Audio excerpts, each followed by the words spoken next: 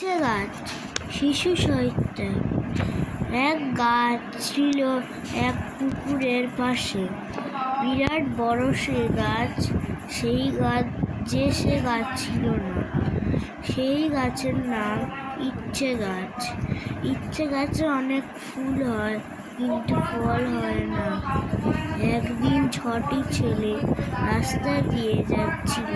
তাদের দেখে মনে হচ্ছিল তারা খুব হাঁপিয়ে গেছে।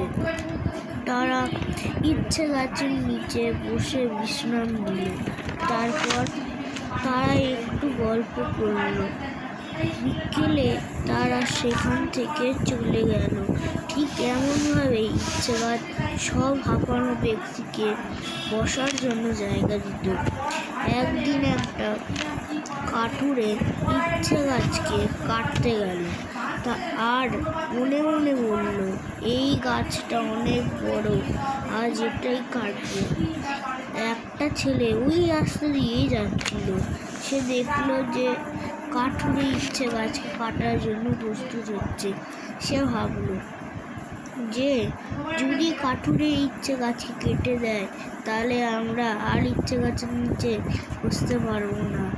আমি তাড়াতাড়ি গ্রামবাসীদের বলে আসি, না হলে কাঠুরে ইচ্ছে গাছ কেটে ফেলবে।